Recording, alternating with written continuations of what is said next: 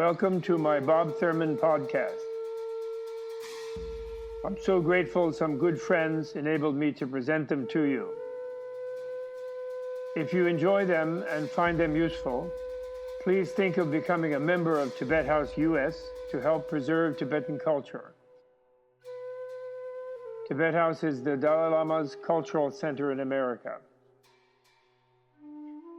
All best wishes. Have a great day. This is episode 288. Never forget Tibet.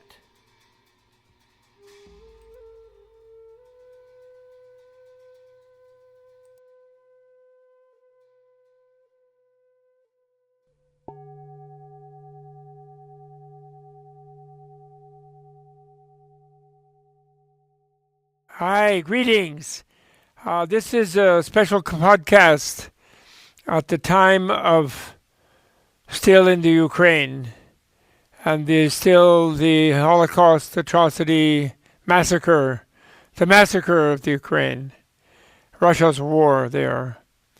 And it is also at the time, 3 days before an amazing event happening in America, which is a release of a film called Never Forget Tibet, made by Compassionate Films out of London. And it will open in 800 theaters in the United States alone, and I don't know how many in Europe and wherever else, but only for one night, because of the Chinese Communist Party terrorizing all media and artistic people and everything, where they can't mention Tibet and they can't do this and that, like some horrible thing they have just done to poor Keanu Reeves.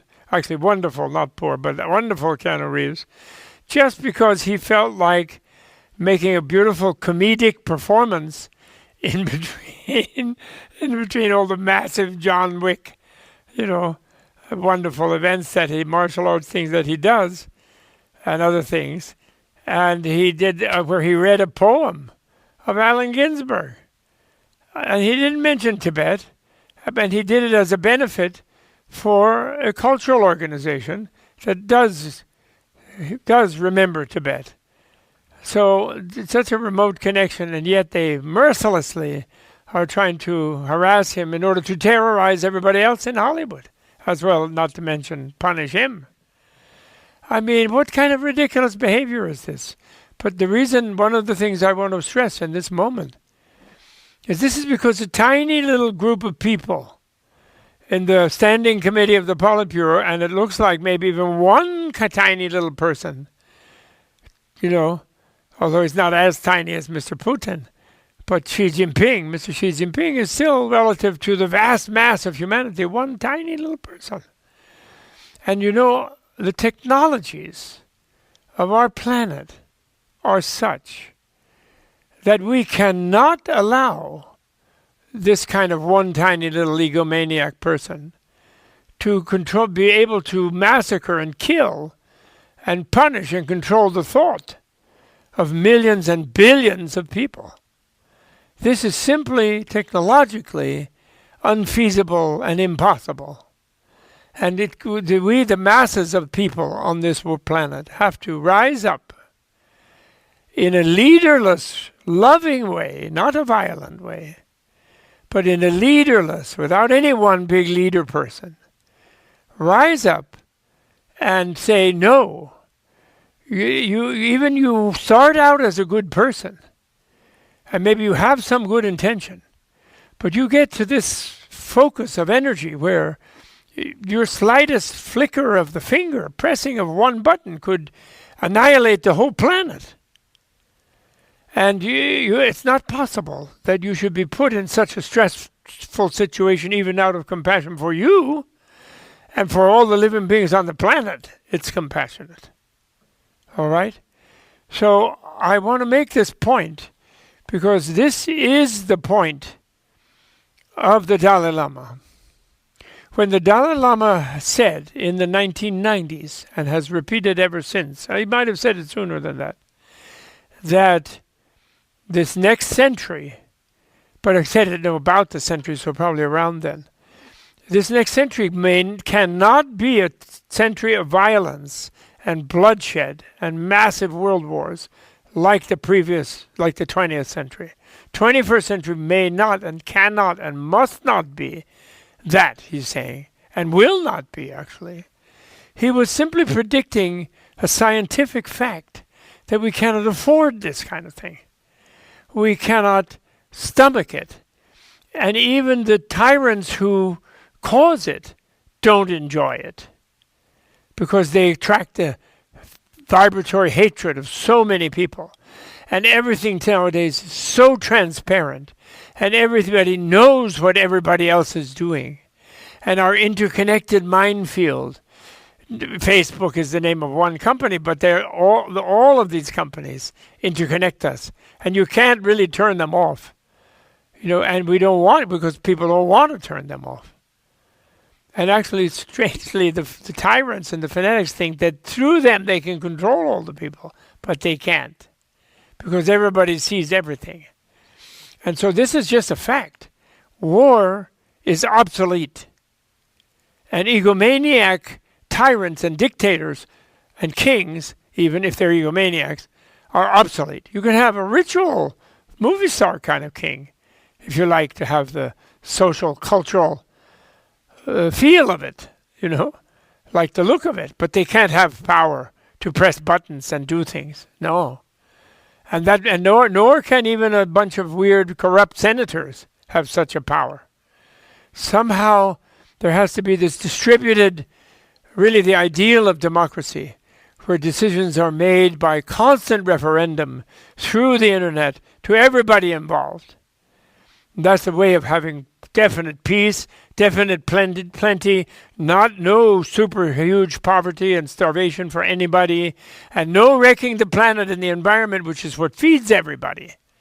And those individual high people, they can't do that. They can be rich people.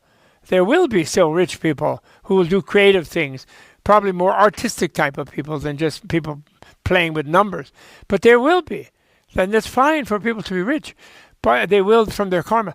But where their riches are related to wrecking the planet and destroying the environment and sucking oil and burning it and polluting the air, polluting the ocean, polluting the water, polluting the earth, polluting the wind, that can't happen. Because we don't need to, because we are happy people. And we know that our happiness relates to everybody else's happiness. We all are inter-happying. We're interliving. We're interbeing. That's what it is. All right? Now, at this moment, though, we're still suffering with the spillover from the pre-enlightened century of the KGB and the CIA and the Guangzhou, or whatever it is that they call their secret service in China, and the RAW or something in India, the bigger countries, and the M6 and the Sécurité and the whatever they are, in the bigger industrial or smaller population countries. And if we go on like this, it'll be Black South Africa with high-tech and nuclear weapons, and it'll be Nigeria with nuclear weapons, and it'll be Kenya, and don't give me some race crap. Everybody has them. Everybody will have them. There's no non-proliferating by few people ordering other people to non-proliferate. There could be non-proliferating because nobody's scared of anybody else, because people are demilitarized. And they voluntarily do so, and they know that, and there's no need for terrorists because people, the terrorist families will not be killed by state terrorism, by carpet bombing, by civilian bombing, which is state terrorism, and is not only, all war is a crime, but within that there are crimes of civilian bombing, but even with the old time when war was not obsolete. So this has to be said outright, At the moment, the brave people of the Ukraine, which includes the babushkas. Yeah, I don't know. I hope that's a Ukrainian word as well as a Russian word. I know they're close to similar. They're less Slavic languages. Fellow Slavs, if not fellow Russians. not fellow Ukrainians, but they're fellow Slavs. So even the babushkas are there with guns, and they're ready. They're staying there, sending off children, but they're staying to fight. And they are standing up against this dictator, this one person who has a fantasy that everybody has to be what he wants them to be. And everybody has to think and say and do what he wants them to do. We had those people before. Stalin. We had the would-be ones in America, some CIA people, some OSS. Gandhi predicted that when the Allies fought the Axis, so-called evilist people, that the evilest people among the Allies would take charge of the Allied societies. The Maos and the Stalins and the CIA people in the States, and whatever in Britain and France, so-called five powers. Who was the other one? I forgot. But those three bigger population ones and the two smaller former colonialists, France and England, and their bad people would take charge. And so it's those people still controlling and trying to pull us back into the bloody century. And we Americans are guilty of that too. And those people spilling over and not seeing the current reality, they don't know it. They're stuck in the past. But we cannot tolerate them. We love them, actually. We don't hate them. We hate what they're doing. We don't hate them. Zelensky is a comedian. He's not a bad guy. He's a comedian. He's a theater person and a television person, and they know they interconnect with thousands of people, millions of people daily, and they can't radiate bad vibes. So he's been good as a leader because he feels his people like an actor does. Acting is a great profession. It's an altruistic profession. Great actors are altruistic, of course, because they sense their audience. People might think they're egotistical. They can play egotistical people. They've been in a lot of roles of this kind of dictator and tyrant and crazy person, horror movies and things. But in the future, there'll be new roles, new excitement. But they are altruistic people. They're wonderful people. So this Ukrainian thing has only one solution. We all have to be Ukrainians. I loved it, Like the Italians who loved the Tibetans. They went out to the Chinese embassy when the Chinese were persecuting and massacring Tibetans, the most recent time, 2008. Because Tibetans were showing off a little. They were like expressing themselves. They didn't do anything violent that time. There were some fake ones acting, sent by Chinese, pretending to be Tibetans, and anyone who knows them knew it was not the Tibetans.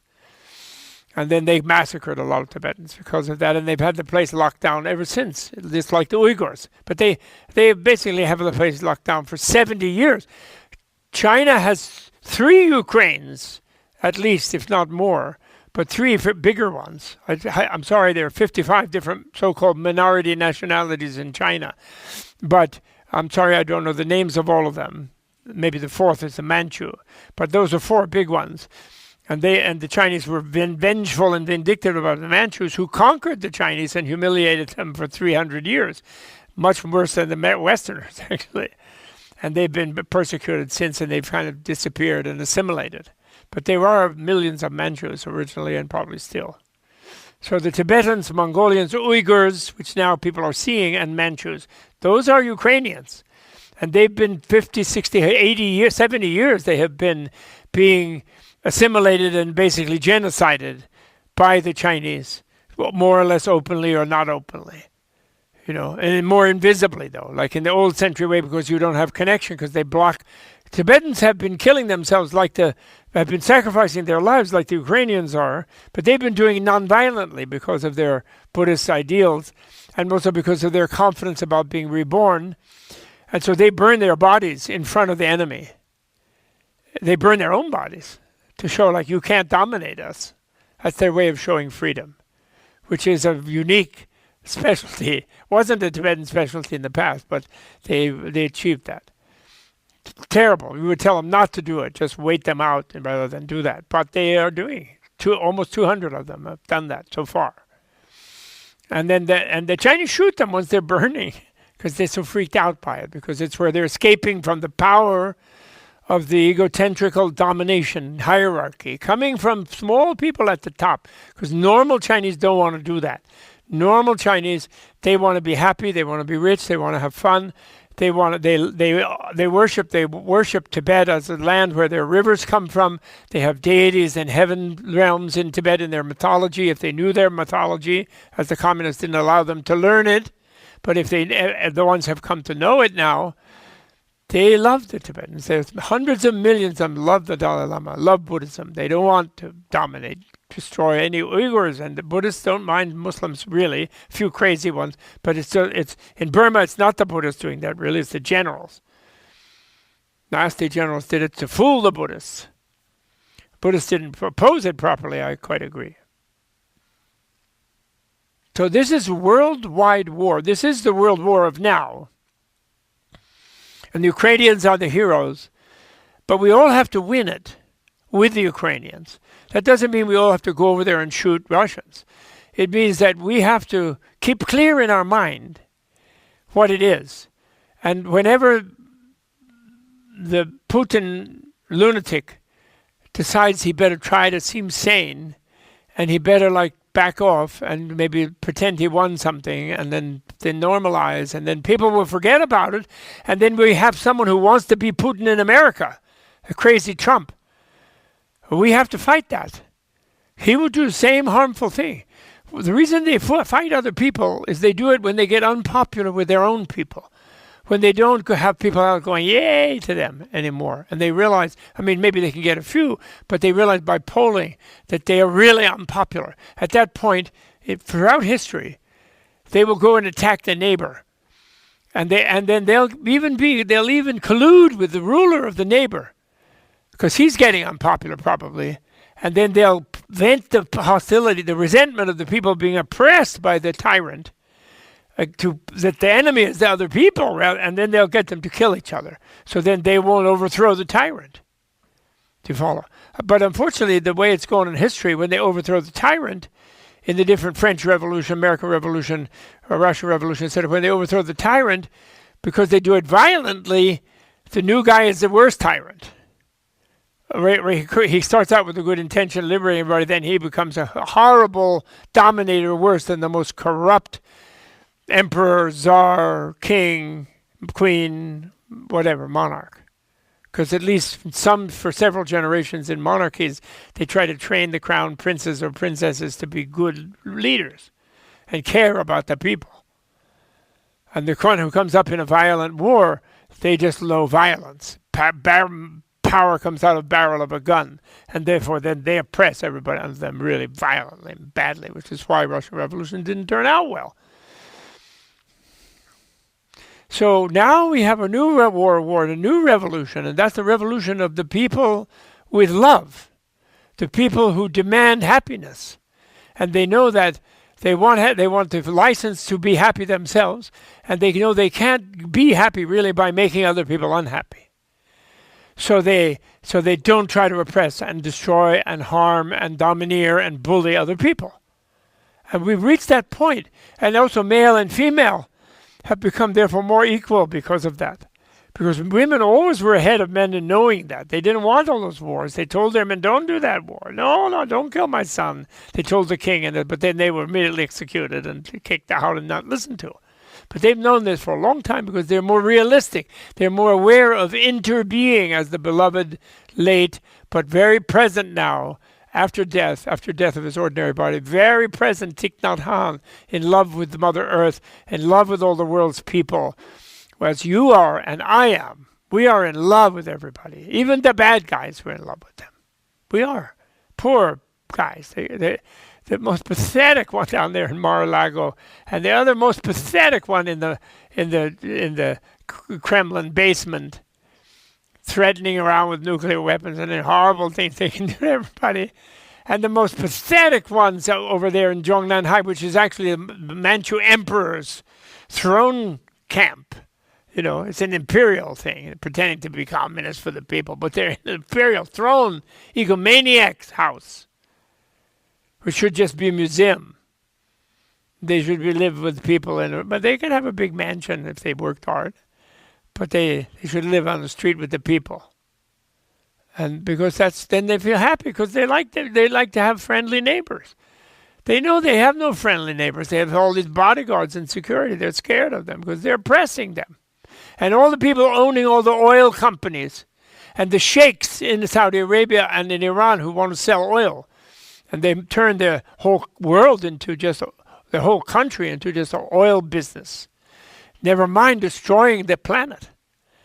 They won't turn it off because they're too scared to go out and live among people. They kill even people who say something about them. They're so nervous about people not liking them.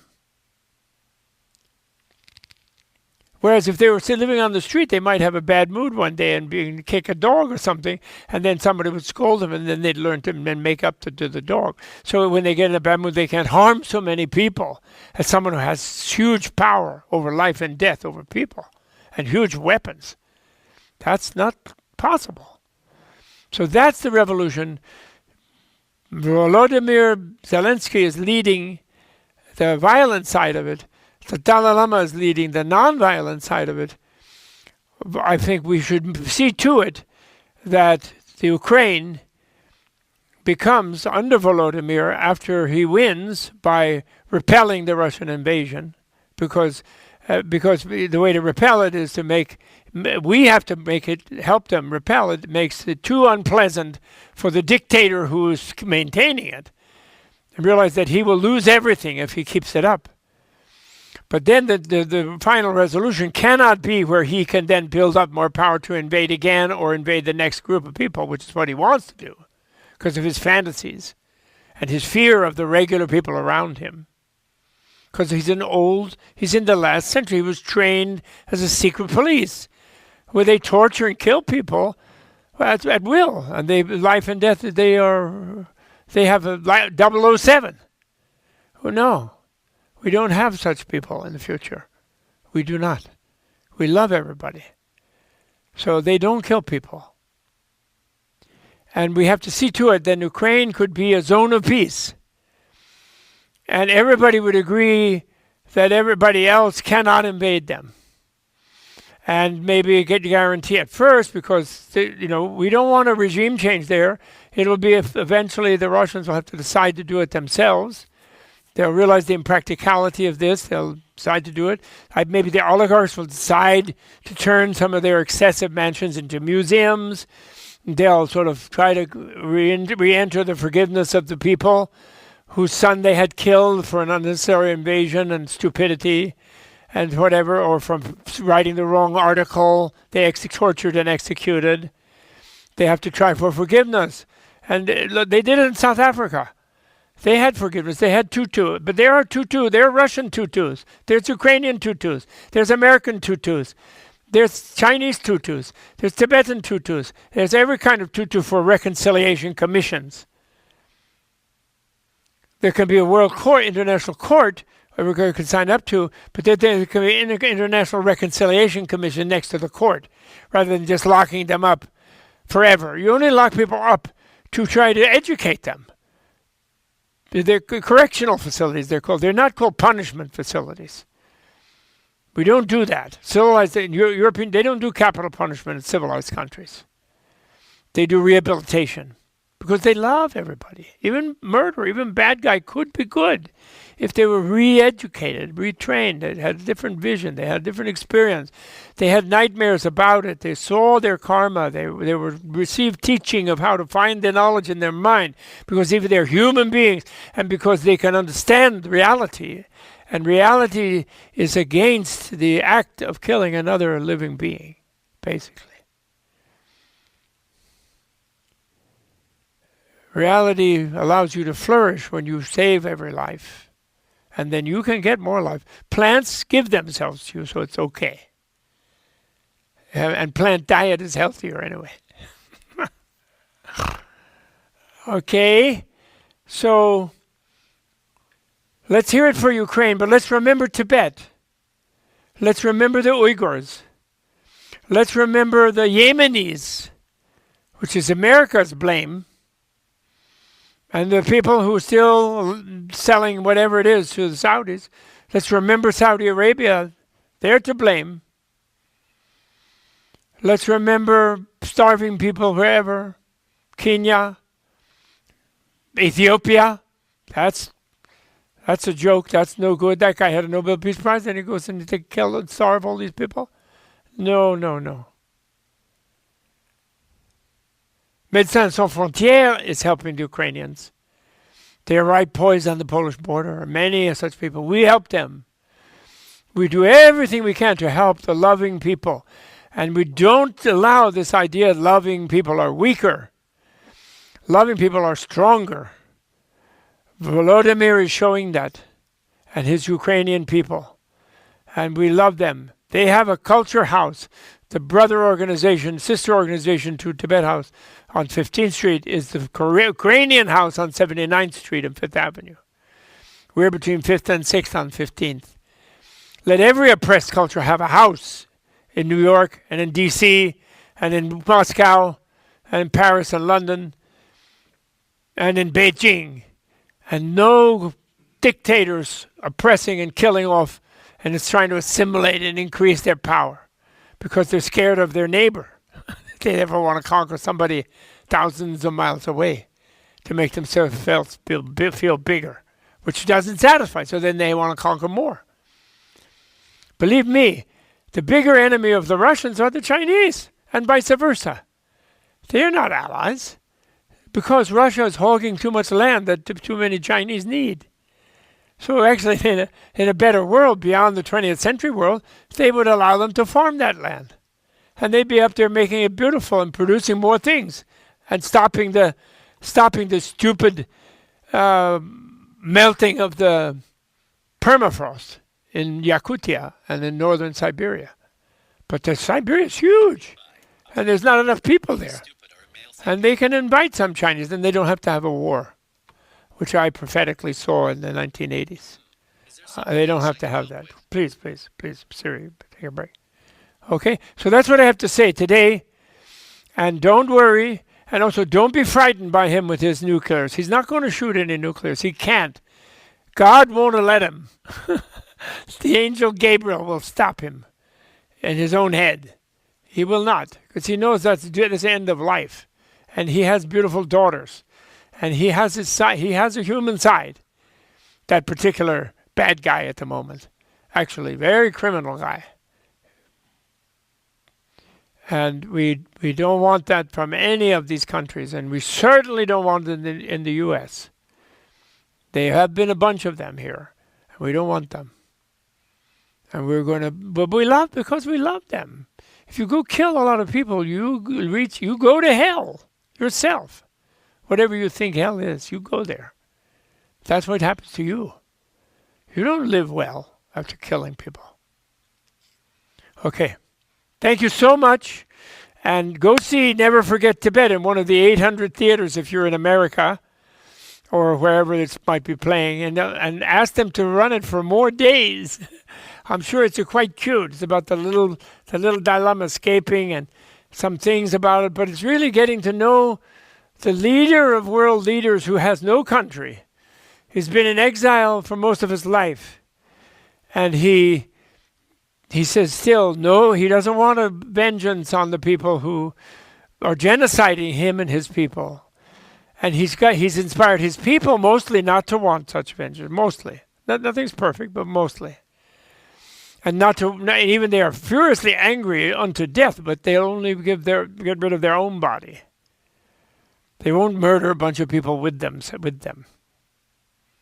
And that's an extraordinary cultural level that should be respected and honored and learned from. But we have that extraordinary cultural potential in all of our cultures.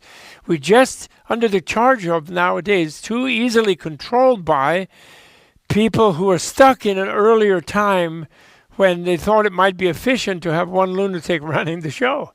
And it's obviously totally destructive. And we can't afford it anymore. No one. The Russians can't, we can't, the Chinese can't. People have to have local control over their destiny. Okay? No big dictators and empires anymore. Thank you so much, everybody. All the best. Have a great day.